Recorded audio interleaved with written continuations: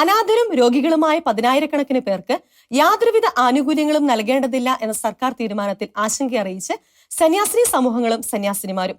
വിഷയത്തിൽ orphanage association സംസ്ഥാന president father Roy Mathew വടക്കേലും KCBC ജാഗ്രതാ കമ്മീഷനും ശക്തമായ പ്രതിഷേധം രേഖപ്പെടുത്തി. പെൻഷൻ റദ്ദാക്കിയ ആ ഒരു നടപടി ഗവൺമെന്റിൽ നിന്നുണ്ടായി. ഇപ്പോൾ വീണ്ടും റേഷനും ഇല്ലാതാക്കുന്നു എന്ന് പറയുമ്പോൾ എന്ത് ഈ സമൂഹത്തിലെ ഏറ്റവും അവഗണിക്കപ്പെട്ട അല്ലെങ്കിൽ ഏറ്റവും സഹായം ആവശ്യമുള്ള ജനങ്ങളെ ഗവൺമെൻറ് കൈയൊഴിയുകയാണോ എന്നൊരു ചിന്ത ഞങ്ങളുടെ ഉള്ളിൽ വരികയാണ്. അതോ ഇനി വേറെ വല്ല ഉദ്ദേശങ്ങളുമുണ്ടോ? എന്തായാലും ഞങ്ങൾക്ക് ഇതിനെക്കുറിച്ച് വളരെ ഉത്കണ്ഠയുണ്ട്. ഇന്ന് ഏകദേശം ഒരു 600ഓളം സഹോദരങ്ങൾ, പിന്നെ വൃദ്ധരായിട്ടുള്ളവർ, ആരും നോക്കാനില്ലാത്ത അപ്പച്ചനമ്മച്ചിമാർ, അതുപോലെ മെൻ്റലായിട്ടും മാനസികമായിട്ടും ശാരീരികമായിട്ടും ഡിഫറൻ്റ്ലി ഏബിൾഡ് ആയിട്ടുള്ള സഹോദരങ്ങൾ, അങ്ങനെ ഒരു 600ഓളം പേര് ഞങ്ങളുടെ സ്ഥാപനങ്ങളിലുണ്ട്. അവരെ ഏറ്റവും സ്നേഹത്തോടും സന്തോഷത്തോടും കൂടിയാണ് ഞങ്ങളുടെ സഹോദരിമാർ ശുശ്രൂഷിക്കുക.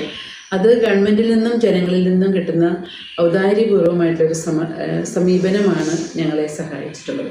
കേരളത്തിൽ അഗതി മന്ദിരങ്ങളിലും അനാഥ മന്ദിരങ്ങളിലും കഴിയുന്ന 1,00,000-ഓളം വരുന്ന അന്തേവാസികൾക്ക് റേഷൻ കൊടുക്കേണ്ടതില്ലെന്ന നിർദ്ദേശം പൊതുവിതരണ ഉപഭോക്തൃ കാര്യാലയത്തിൽ നിന്നും ജില്ലാ സപ്ലൈ ഓഫീസർമാർക്ക് നൽകിയിരിക്കുകയാണ്.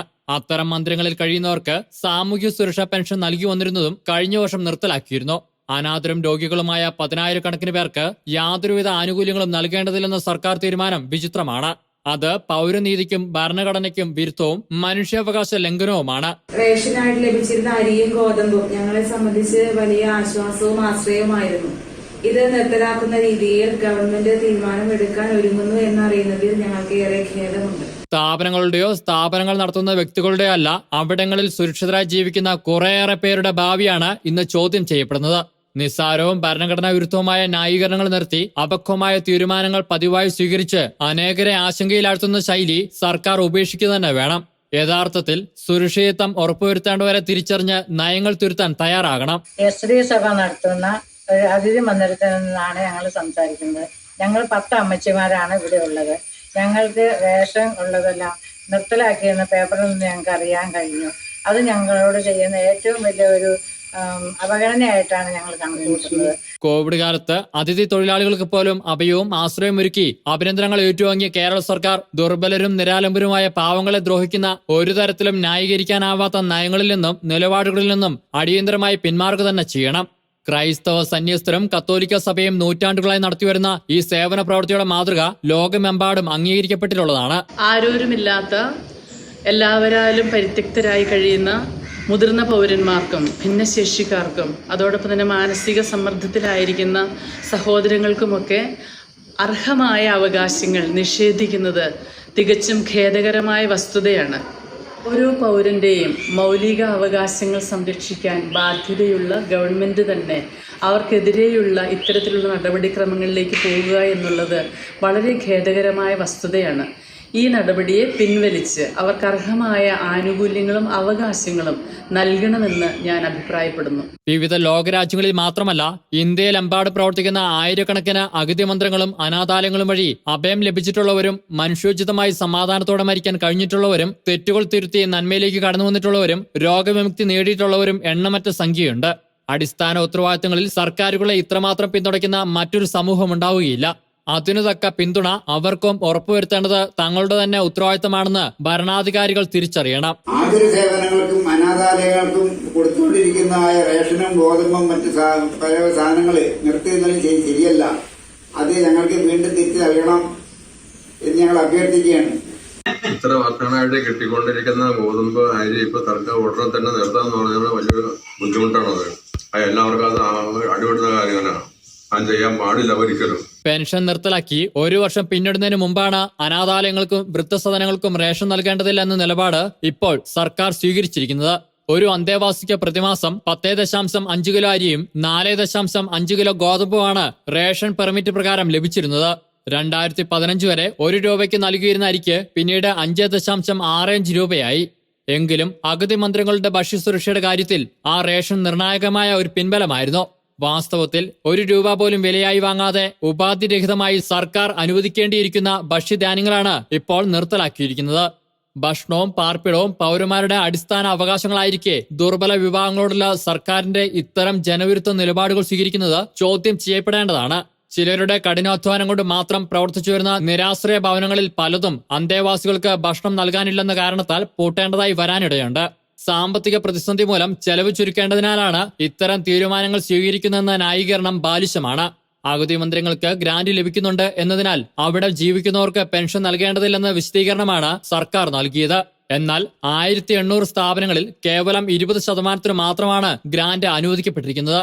അവർക്ക് പോലും ലഭിച്ചിരുന്ന ഗ്രാന്റ് വളരെ അപര്യാപ്തമായ തുകയായിരുന്നു എന്നുള്ളത് മാത്രമല്ല, മാസങ്ങൾ കൂടുമ്പോൾ നിരവധി തവണ ഓഫീസുകൾ കയറിയിറങ്ങിയാൽ മാത്രമാണ് പലർക്കും അത് ലഭിച്ചിരുന്നതും. അത്തരമൊരു നാമമാത്ര സാമ്പത്തിക സഹായത്തിന്റെ പേരിലാണ് ആയിരക്കണക്കിന് പേർക്ക് ന്യായമായും അർഹിക്കുന്ന പെൻഷൻ നിർദാക്ഷിണ്യം നിർത്തലാക്കിയിരിക്കുന്നത്. നിരവധി കോണുകളിൽ നിന്ന് പ്രതിഷേധം ഉയർന്നെങ്കിലും ആ തീരുമാനം പുനഃപരിശോധിക്കുവാൻ ഇനിയും സർക്കാർ തയ്യാറായിട്ടില്ല. സർക്കാർ റേഷൻ ബന്ദ് കിടത്തിയ പാവപ്പെട്ടവരുടെ വയറ്റ് തരിക്കുവാൻ വേണ്ടി കോടിക്കണക്കിന് രൂപ വരുമാനമുള്ള സർക്കാർ പാവപ്പെട്ടവരുടെ വെള്ളക്കടിക്കുന്നത് ശരിയാണെന്ന് ചോദിക്കുകയാണ്. ഈ തെറ്റായ മാർഗമാണ്. ഞങ്ങൾക്ക് ലഭിച്ചുകൊണ്ടിരിക്കുന്ന അരി, ഗോതമ്പ് ഇങ്ങനെയുള്ള റേഷൻ സാധനങ്ങൾ നിർത്തലാക്കുക എന്ന് പറയുന്നത് വളരെ സങ്കടമുള്ള കാര്യമാണ്. ഞങ്ങൾ അത് ആശ്രയിച്ചുകൊണ്ടാണ് ജീവിക്കുന്നത്. ഒരിക്കലും അത് ഇടവരുത്തരുത് എന്ന് ഞങ്ങൾ അപേക്ഷിക്കുകയാണ്. സ്ഥാപനങ്ങൾക്ക് ലഭിച്ചിരുന്ന ഗ്രാന്റ് സമയബന്ധിതമായി നൽകുന്നില്ലെന്നും 7 വർഷമായി അനാഥാലയങ്ങളായി പുതിയതായി ആരംഭിച്ച സ്ഥാപനങ്ങൾക്ക് ഗ്രാന്റിനുള്ള അനുമതി നൽകിയിട്ടില്ലെന്നും ഫാദർ റോയ് പറയുന്നു. ഏതാനും നാളുകളായി ക്ഷേമസ്ഥാപനങ്ങളിലുള്ള അനാഥരോട്, അഗതികളോട് വളരെ നിഷേധാത്മകമായ ഒരു സമീപനമാണ് സർക്കാരിന്റെ ഭാഗത്തുനിന്ന് ഉണ്ടായിക്കൊണ്ടിരിക്കുക. കേന്ദ്രവിഹിതമായ വെൽഫെയർ അരി ലഭിക്കുന്നില്ല എന്ന കാരണത്താൽ പൂർണ്ണമായും അനാഥാലയങ്ങളുടെ റേഷൻ നിർത്തലാക്കിയിരിക്കുകയാണ്. ഇത് ഏറെ ഖേദകരമായ കാര്യമാണ്. മാത്രമല്ല, അഗതികളായി സ്ഥാപനങ്ങൾ കഴിഞ്ഞിരുന്നവരെ പെൻഷൻ നൽകില്ല എന്ന് പറഞ്ഞുകൊണ്ട് സർക്കാർ അടുത്ത കാലത്ത് ഓർഡർ ഇറക്കി. കോവിഡിന്റെയും ഇതര സാമ്പത്തിക പ്രതിസന്ധികളിലും കഴിയുമ്പോൾ ഈ സ്ഥാപനങ്ങൾക്ക് ലഭിച്ചിരുന്ന ഈ റേഷൻ വളരെ ഒരു സഹായകമായിരുന്നു. കേരളത്തിൽ 2000-ഓളം സ്ഥാപനങ്ങളിലായി 1 ലക്ഷത്തോളം ആൾക്കാരാണ് കഴിയുക. ഈ അനാഥരായ ആൾക്കാരെ സംരക്ഷിക്കുക സർക്കാരിന്റെ ഉത്തരവാദിത്തമാണ്. ഏറെ ദുഃഖകരവും വിഷമിക്കുന്ന അഗതികളായ അനാഥരായ ആൾക്കാരോട് കാണിക്കുന്ന വലിയ ഒരു ക്രൂരതയുമാണ് എന്ന് പറയാതിരിക്കാൻ പറ്റുകയില്ല. അനാഥാലയങ്ങൾക്കും അഗതി മന്ദിരങ്ങൾക്കും കാലങ്ങളായി നൽകി പോന്നിരുന്ന റേഷൻ വിഹിതം നിർത്തലാക്കിയ സർക്കാർ നടപടി അപലപനീയമാണെന്ന് KCBC ജാഗ്രതാ കമ്മീഷൻ വാർത്താക്കുറിപ്പിൽ വ്യക്തമാക്കി.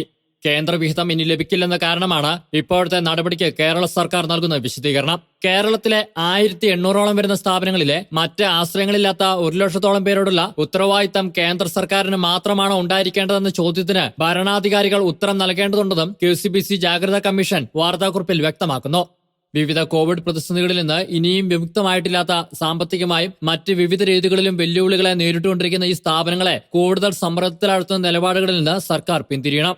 ഈ നാട്ടിലെ ഏതൊരു പൗരനും അർഹിക്കുന്ന ആനുകൂല്യങ്ങളെങ്കിലും അവർക്ക് നൽകുവാനും സുരക്ഷിതമായും മാന്യമായും ജീവിക്കാൻ അവർക്ക് കഴിയുന്നുവെന്ന് ഉറപ്പുവരുത്തുവാനും സർക്കാർ തയ്യാറാകണമെന്നും KCBC ജാഗ്രതാ commission secretary father Michael Pulickal വ്യക്തമാക്കി.